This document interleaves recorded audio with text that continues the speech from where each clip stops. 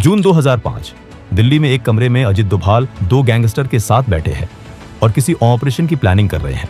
तभी वहां मुंबई पुलिस दरवाजा तोड़कर उस कमरे में घुसती है और फिर इसके बाद जो होता है वो आपके होश उड़ा देगा। इस वीडियो में हम जानेंगे कि कैसे अजित डोभाल ने भारत के मोस्ट वांटेड दाऊद इब्राहिम को लगभग मार दिया था। मुंबई में 1993 में हुए बम धमाके में 257 लोगों की मौत और 750 से ज्यादा लोग घायल हुए। इन धमाकों का मास्टरमाइंड था दाऊद इब्राहिम। दाऊद भारत से भाग चुका था और पाकिस्तान की खुफिया एजेंसी ISI की सुरक्षित पनाह में कराची में एक राजा की तरह रह रहा था। भारत सरकार डोजियर पाकिस्तान को सौंप रही थी, सबूत दे रही थी, लेकिन पाकिस्तान हमेशा की तरह इनकार कर रहा था। भारतीय खुफिया एजेंसियों में हताशा थी। उन्हें लग रहा था कि कूटनीति और कागजी कार्रवाई से दाऊद को वापस लाना नामुमकिन है। और इसी हताशा और गुस्से के बीच एक आदमी था जो मानता था कि लोहे को लोहे से ही काटा जा सकता है। वो आदमी थे Ajit Doval, James bond of India. Ajit Doval उस समय इंटेलिजेंस ब्यूरो यानी IB के डायरेक्टर पद से रिटायर हो चुके थे, लेकिन जासूस कभी रिटायर नहीं होते। डोभाल साहब का करियर ही कुछ ऐसा रहा था कि वे लकीर के फकीर नहीं थे। 1988 में ऑपरेशन ब्लैक थंडर के दौरान रिक्शा वाला बनकर खुद मंदिर के पास घूमना हो, या मिजोरम में उग्रवादी नेता लालडेंगा के कमांडरों को अपनी बातों से ही तोड़कर भारत के पक्ष में करना हो, डोभाल ने हमेशा आउट ऑफ द बॉक्स सोचा। अजीत डोभाल काफी लंबे समय से दाऊद को पकड़ने के प्लान बना रहे थे। अपने सीक्रेट सर्विस के दौरान वो पाकिस्तान में काफी लंबे वक्त तक रहकर आए थे। उन्हें दाऊद के बारे में काफी कुछ पता था। कई बार उन्होंने दाऊद को पकड़ने के लिए प्लान बनाया, लेकिन होम मिनिस्ट्री से उन्हें अप्रूवल नहीं मिला, क्योंकि विदेशी जमीन पर जाकर ऑपरेशन करना सरकार को भारी पड़ सकता था। 2005 में रिटायरमेंट के बाद भी वे सिक्योरिटी सिस्टम में एक्टिव थे। उन्हें मालूम था कि दाऊद इब्राहिम पाकिस्तान में ISI के किले में सुरक्षित है। वहां घुसना आसान नहीं है, लेकिन हर अपराधी, चाहे वो कितना भी बड़ा क्यों ना हो, कभी ना कभी एक गलती करता है। और दाऊद की कमजोरी थी उसका परिवार। तभी 2005 की गर्मियों में भारतीय खुफिया एजेंसियों के हाथ एक बहुत बड़ी जानकारी लगी। ये वो गोल्डन चांस था जिसका इंतजार 1993 से किया जा रहा था। खबर पक्की थी कि दाऊद इब्राहिम की बेटी माहरूख की शादी पाकिस्तान के पूर्व क्रिकेट कप्तान जावेद मियांदाद के बेटे जुनैद से तय हो गई है। शादी मक्का में होने वाला था, लेकिन असली खेल दुबई में होने वाला था। 23 जुलाई 2005 को दुबई के आलिशान ग्रैंड हयात होटल में रिसेप्शन रखा गया था। खुफिया इनपुट ये कह रहे थे कि दाऊद, जो अपनी बेटी से बेहद प्यार करता है, इस शादी में शामिल होने के लिए अपने बिल से बाहर जरूर निकलेगा। दुनिया की नजरों में वो एक भगोड़ा था, लेकिन अंडरवर्ल्ड में अपनी साख बनाए रखने के लिए उसे वहां मौजूद रहना ही था।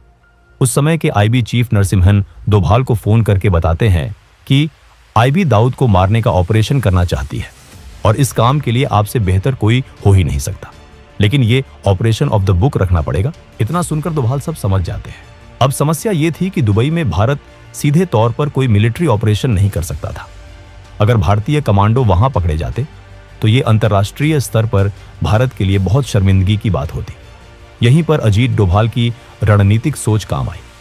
उन्होंने एक आदमी को फोन लगाया और डोभाल से बात करने के बाद ये आदमी नेपाल में फोन लगाता है। इसके बाद दो आदमी नेपाल से कोलकाता और फिर कोलकाता से दिल्ली जाकर डोभाल से मिलते हैं। दरअसल ये दो आदमी वही है जो दाऊद को मौत के घाट उतारेंगे, और ये कोई जासूस या फौजी नहीं, बल्कि भारत से भागे हुए दो गैंगस्टर्स हैं। दरअसल डोभाल ने सोचा कि अगर दाऊद को मारना है तो हमें किसी ऐसे व्यक्ति की जरूरत है जो दाऊद की तरह ही सोचता हो, जो उसी की दुनिया का हो और जिसके दिल में दाऊद के लिए उतनी ही नफरत हो जितनी हर भारतीय के दिल में है। और वो शख्स था छोटा राजन। एक समय था जब छोटा राजन और दाऊद जिगरी यार हुआ करते थे। मुंबई पर दोनों का राज था, लेकिन 1993 के बम धमाकों ने इस दोस्ती में दरार डाल दी। राजन का कहना था कि वो देशद्रोही काम में साथ नहीं देगा। वो दाऊद से अलग हो गया और खुद को देशभक्त डॉन कहने लगा। दाऊद ने इसे गद्दारी माना और राजन के खून का प्यासा हो गया। साल 2000 में बैंकॉक में दाऊद के शूटरों ने राजन पर जानलेवा हमला किया था। पिज्जा डिलीवरी बॉय बनकर आए शूटरों ने हॉस्पिटल में एडमिट राजन को गोलियों से छलनी कर दिया था, लेकिन राजन किसी तरह खिड़की से कूदकर भाग निकला। उस दिन के बाद से राजन सिर्फ एक ही मकसद के लिए जी रहा था, दाऊद की मौत। डोभाल जानते थे कि दुश्मन का दुश्मन दोस्त होता है। प्लान तैयार किया गया। ये एक ऐसा कोवर्ट ऑपरेशन था जिसकी भनक सरकार के भी बहुत कम लोगों को थी। तय ये हुआ कि दाऊद को मारने के लिए छोटा राजन के सबसे बेहतरीन शार्प शूटरों का इस्तेमाल किया जाएगा। अगर वो पकड़े भी गए तो इसे दो गैंगस्टर के बीच की आपसी गैंगवार बताकर भारत सरकार अपना पल्ला झाड़ सकती थी। आईबी ने छोटा राजन से कांटेक्ट किया और उसे सारा प्लान बताया। छोटा राजन भी तैयार हो गया। उसने इस काम के लिए अपने दो सबसे भरोसेमंद आदमियों को चुना, विक्की मल्होत्रा और फरीद तनाशा। विक्की मल्होत्रा राजन का राइट हैंड था। फरीद तनाशा भी छोटा राजन का बेहद खास था। इन दोनों को एक गुप्त स्थान पर ले जाया गया। ऑपरेशन की डेट थी 23 जुलाई। 3 हफ्ते तक दोनों की ट्रेनिंग हुई। उन्हें बताया गया कि दुबई के ग्रैंड हयात होटल में रिसेप्शन है और होटल के बिल्कुल सामने वाली बिल्डिंग से क्लियर शॉट मिलेगा। प्लान यह था कि दाऊद को होटल में घुसने से पहले ही मारा जाए। उन्हें होटल का नक्शा बताया जाता है और भागने के रास्ते कौन से हैं। स्नाइपर की ट्रेनिंग दी जाती है। उन्हें बेहतरीन हथियार और दुबई के फर्जी पासपोर्ट मुहैया कराए गए। सब कुछ एक हॉलीवुड मूवी की स्क्रिप्ट जैसा चल रहा था। तैयारी पूरी थी। तारीख नजदीक आ रही थी। जुलाई का महीना था। यह ऑपरेशन का आखिरी चरण था। विक्की मल्होत्रा और फरीद तनाशा दिल्ली के एक होटल में रुके हुए थे। यहां से उन्हें अपनी फाइनल फ्लाइट पकड़नी थी। खुद अजीत डोभाल भी उस होटल में मौजूद थे। वो आखिरी बार शूटरों को ब्रीफ कर रहे थे। भारत की खुफिया एजेंसी इतिहास का सबसे बड़ा दांव खेलने जा रही थी। अगर यह सफल होता तो दाऊद इब्राहिम का किस्सा हमेशा के लिए खत्म हो जाता। लेकिन कहते हैं ना कि किस्मत को कुछ और ही मंजूर था। ठीक उसी वक्त जब जीत हाथ की दूरी पर थी, कहानी में एक ऐसा मोड़ आया जिसने सब कुछ बिखेर दिया। मुंबई पुलिस की क्राइम ब्रांच की एक टीम, जिसका नेतृत्व डीसीपी धनंजय कमलाकर कर रहे थे, दिल्ली पहुंच चुकी थी। दरअसल मुंबई पुलिस एक बिल्डर से जबरन वसूली के मामले की जांच कर रही थी, जिसमें विक्की मल्होत्रा का नाम आया था। विक्की मल्होत्रा काफी समय से मुंबई के कई बड़े बिल्डर्स और बिजनेसमैन से जबरन वसूली कर रहा था। मुंबई पुलिस इन दोनों को कई महीनों से ढूंढ रही थी। मुंबई पुलिस ने एक दिन एक फोन कॉल इंटरसेप्ट किया और मुंबई पुलिस को समझ आ गया कि ये विक्की है। फोन कॉल से उन्हें पता चला कि ये कोई बड़े आदमी को मारने वाले हैं, जो शायद कोई बिल्डर या नेता हो सकता है। इसलिए मुंबई पुलिस ने तुरंत उसके फोन को ट्रैक किया और उसकी लोकेशन ट्रेस करते करते दिल्ली के उसी होटल तक पहुंच गई। 18 जुलाई 2005 को दिल्ली में होटल के बाहर मुंबई पुलिस की गाड़ियां रुकती हैं। उसी वक्त डोभाल उस होटल के कमरे में विक्की मल्होत्रा और फरीद तनाशा को ब्रीफिंग दे रहे थे। लेकिन तभी हथियारबंद पुलिसकर्मी होटल के अंदर घुसते हैं। वो रिसेप्शन से सीधे उस कमरे की तरफ बढ़ते हैं जहां विक्की मल्होत्रा और फरीद तनाशा रुके हुए थे। जैसे ही पुलिस ने दरवाजा तोड़ा, अंदर का नजारा देखकर वो भी हैरान रह गए होंगे। एक तरफ देश की खुफिया एजेंसी का पूर्व प्रमुख जो एक गुप्त मिशन चला रहा था, और दूसरी तरफ देश की ही पुलिस जो एक अपराधी को पकड़ने आई थी। डोभाल समझ जाते हैं कुछ तो गड़बड़ है। इसके बाद एक तीखी बहस हुई। दरअसल डोभाल उस वक्त उतना फेमस नहीं थे जितने आज हैं, इसलिए मुंबई पुलिस उन्हें पहचान नहीं पाया। डोभाल ने मुंबई पुलिस की टीम को समझाने की कोशिश की। उन्होंने बताया कि यह मामला राष्ट्रीय सुरक्षा से जुड़ा है। ये लोग एक बड़े मिशन पर हैं और इन्हें ले जाना देशहित में नहीं होगा। उन्होंने अपना परिचय दिया, अपनी रैंक और रुतबे का वास्ता दिया। लेकिन मुंबई पुलिस के अधिकारी अपनी ड्यूटी पर अड़े रहे। उनके लिए विक्की मल्होत्रा एक वांटेड क्रिमिनल था, जिस पर हत्या और वसूली के दर्जनों केस थे। उनके पास वारंट था और वो कानून का पालन कर रहे थे। डोभाल ने उन्हें अपने सीनियर से बात कराने के लिए कहा। इसके बाद डोभाल कमिश्नर मीरा बोरवणकर से फोन पर बात की। डोभाल ने मीरा बोरवणकर को अपना इंट्रोडक्शन दिया और उनसे रिक्वेस्ट की कि अभी इन्हें छोड़ दें, वो एक मिशन पर है। इसके बाद मीरा बोरवणकर ने मुंबई में आईबी के एक बहुत बड़े ऑफिसर को कॉल किया और उनसे पूछा कि क्या इस तरह का कोई ऑपरेशन चल रहा है। लेकिन उस ऑफिसर ने इसे डिनाई कर दिया, क्योंकि यह काफी सीक्रेट ऑपरेशन था और उन्हें इसके बारे में कुछ पता नहीं था। इसके बाद मीरा बोरवणकर ने अजीत डोभाल से कॉल पर बात की और कहा कि वो विक्की मल्होत्रा और फरीद तनाशा को नहीं छोड़ सकती। इसके बाद अजीत डोभाल और मीरा बोरवणकर के बीच कहासुनी हुई। आखिरकार मुंबई पुलिस ने डोभाल की बात नहीं मानी।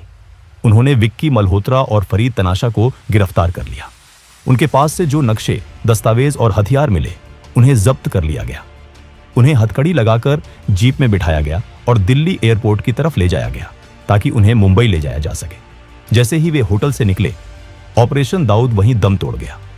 वो योजना जिस पर महीनों से काम हो रहा था, वो मौका जो 12 साल बाद आया था, वो सब कुछ एक ही झटके में मिट्टी में मिल गया। इस घटना के बाद 2 तरह की थ्योरी सामने आई। पहली थ्योरी कमिश्नर मीरा बोरवणकर देती है, वो ये है कि उन्हें सच में इस ऑपरेशन की कोई जानकारी नहीं थी, लेकिन पूर्व गृह सचिव आर.के. सिंह ने एक इंटरव्यू में बम फोड़ दिया। उन्होंने कहा कि मुंबई पुलिस के कुछ अधिकारी दाऊद इब्राहिम के पेरोल पर थे। ये एक बहुत बड़ा आरोप था कि भारत की खाकी वर्दी में छिपे गद्दारों ने भारत के सबसे बड़े दुश्मन को बचा लिया। वही अजीत डोभाल से जब इस बारे में पूछा गया कि क्या ऐसा कुछ ऑपरेशन हुआ था, तो उन्होंने साफ इनकार कर दिया। उन्होंने कहा, मैं तो उस दिन अपने घर पर फुटबॉल मैच देख रहा था। खैर, सच्चाई चाहे जो भी हो, गलती हो या गद्दारी, परिणाम एक ही था। 23 जुलाई 2005 की शाम दुबई के ग्रैंड हयात में रिसेप्शन हुआ। मेहमान आए, दावत हुई। दाऊद वहां आया था, लेकिन बहुत ही गुप्त तरीके से। वो जिंदा था, सुरक्षित था। भारत का ऑपरेशन फेल हो चुका था। इस घटना के बाद विक्की मल्होत्रा और फरीद तनाशा को जेल जाना पड़ा। कुछ साल बाद वो जमानत पर बाहर आए, लेकिन फरीद तनाशा की किस्मत खराब थी। 2010 में जब वो अपने घर में था, तो छोटा राजन के ही एक विरोधी गुट ने घर में घुसकर उसकी हत्या कर दी। विक्की मल्होत्रा आज भी अंडरवर्ल्ड की दुनिया में कहीं गायब है। छोटा राजन, जो उस समय दाऊद से बदला लेने के लिए तड़प रहा था, बाद में खुद शिकार बन गया। दाऊद के लोग उसे ढूंढते रहे। आखिरकार 2015 में जब केंद्र में सरकार बदल चुकी थी और अजीत डोभाल राष्ट्रीय सुरक्षा सलाहकार बन चुके थे, तब छोटा राजन को इंडोनेशिया के बाली से गिरफ्तार करके भारत लाया गया। कई लोग मानते हैं कि यह गिरफ्तारी कम और रेस्क्यू ऑपरेशन ज्यादा था, ताकि राजन को दाऊद के कहर से बचाकर भारतीय जेल की सुरक्षा में रखा जा सके। इसके बाद 2013 में भी रॉ ने एक अटेम्प्ट किया था दाऊद को मारने के लिए। 9 अननोन गनमैन को भारत से पाकिस्तान भेजा गया था। इस कोवर्ट ऑपरेशन का नाम था सुपर बॉयज। ये सुपर बॉयज पाकिस्तान पहुंचकर सारी प्लानिंग करने के बाद एक दरगाह के पास उसे मारने का प्लान बना लिया था। लेकिन लास्ट मोमेंट पर दिल्ली से एक कॉल आता है और उसके बाद इस मिशन को अबॉर्ट किया जाता है।